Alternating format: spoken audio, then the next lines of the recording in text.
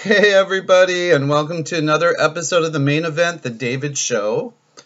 And today, you know how much Jasper hates just sitting here on my lap. Oh, by the way, the groomer is coming next week, so this is all going to be trimmed away, cleaned up, and gone.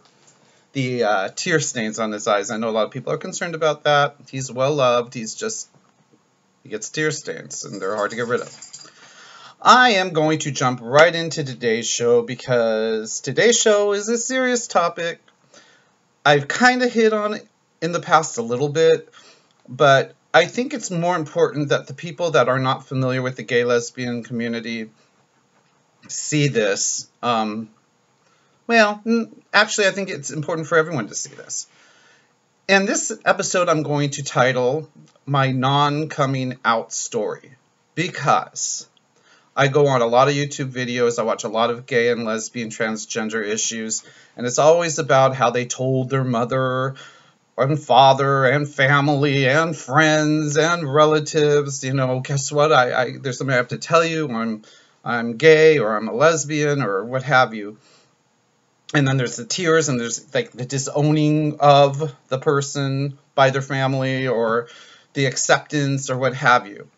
And my story's a lot different in many ways. First off, I knew from a very, very young age. I didn't know I was gay because I didn't know there was such a thing. As a 5-year-old, you don't know, at least I didn't know what a gay person was, especially back in the time that I grew up.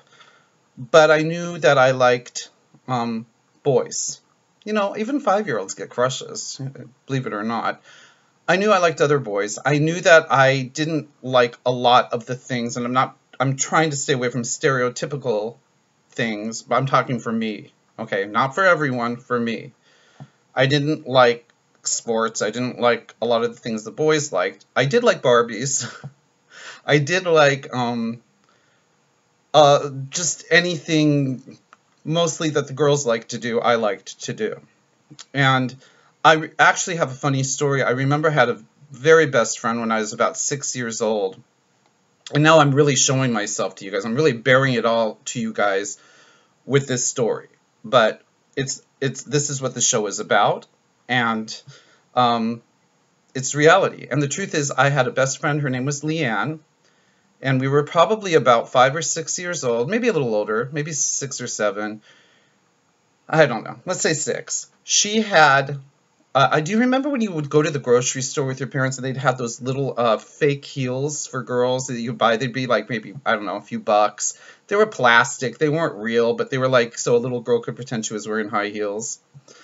And I had a yo-yo. And Leanne and I made a deal that we were going to switch toys because she wanted my yo-yo and I wanted her little high heels.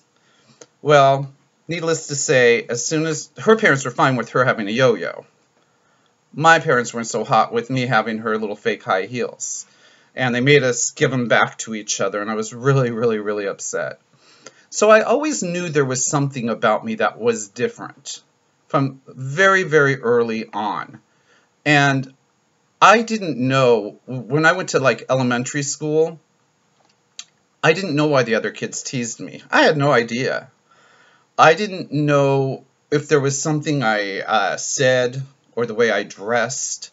I even tried to be cool. And my mother bought me a lunchbox in the shape of a rocket ship, and that didn't even work. They just didn't like me, the other kids. I had a very, very, very tough time in elementary school and junior high school. The whole bully thing, the whole being teased thing. I could tell you stories that certain things... See, as I said in an earlier episode of this show, I don't like certain kinds of sympathy. Like when it comes to my parents dying, I'm really awkward and uncomfortable with it. And the whole bullying thing, maybe eventually I can tell detailed stories of things that have happened to me. But the truth is, certain things are embarrassing to me, even though they were never my fault.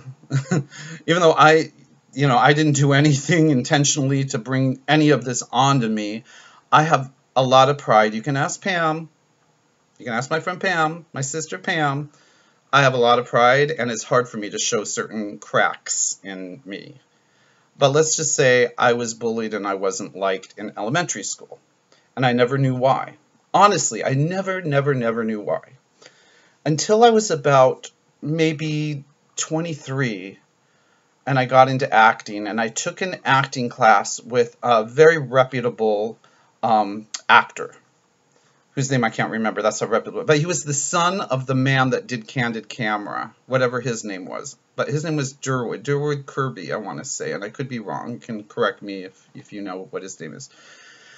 And they filmed us. Now, the first thing that bothered me, and has always bothered me in the acting world, is the fact that, I'm just pausing here because oh yeah, I am taping. Shh, I thought for a minute, damn, I've been talking all this time, I'm not taping.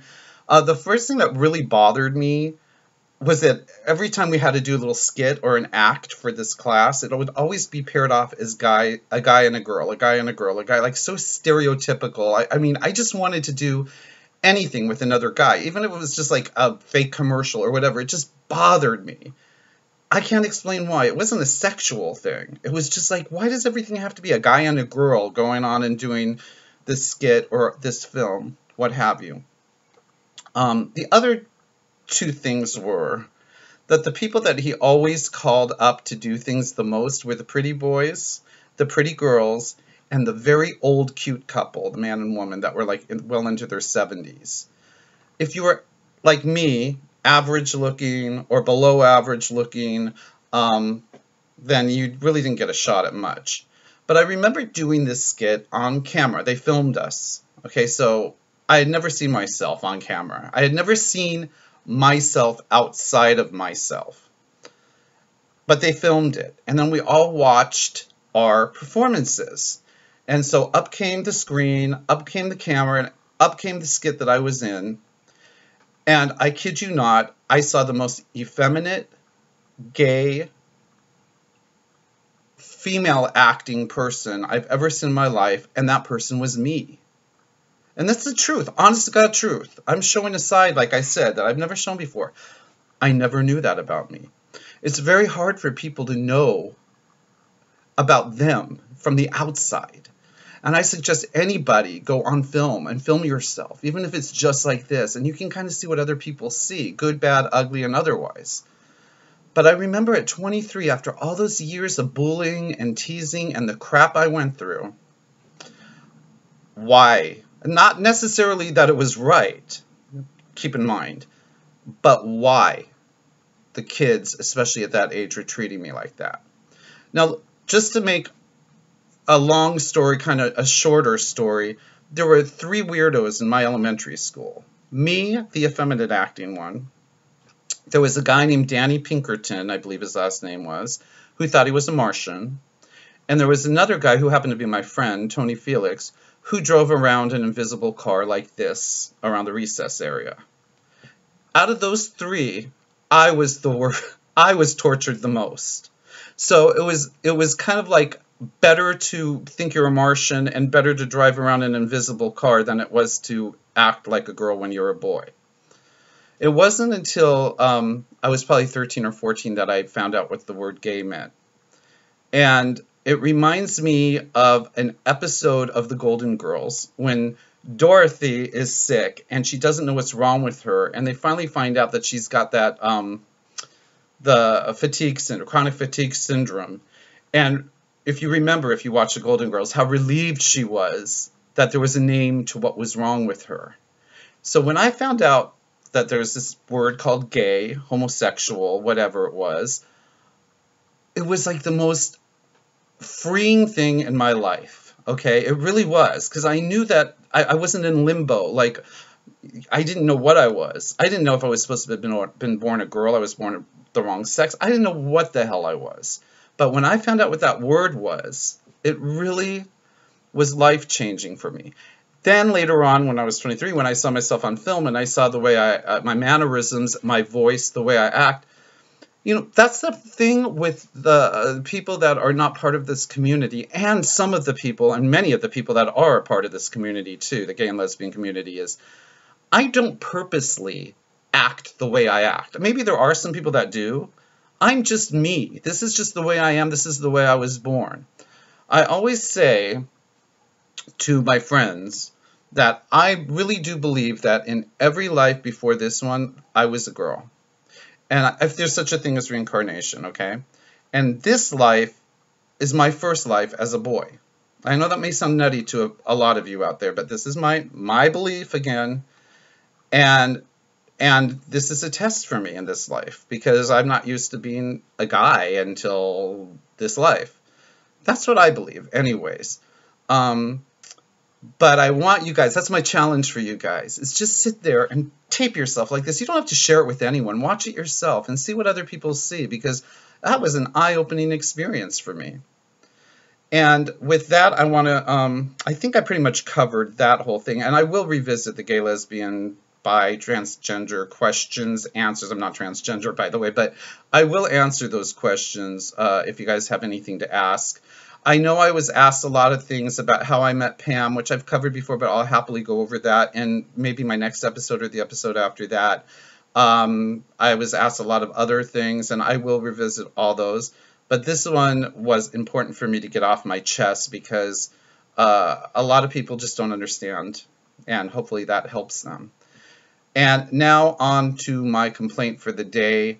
My complaint for the day is going to be the obvious, okay? It's going to be the obvious one that I've been kind of dancing around and avoiding, but this time I'm going to go right out there and say, impeach Trump. That's it. That's my complaint for the, my complaint is that more people need to fight against this because this man cannot be the President of the United States. He has proven it already in a very short amount of time. I'm sorry if you disagree with me. I hope you don't unfollow me because I still follow those people that support him because everybody has a right to their opinion.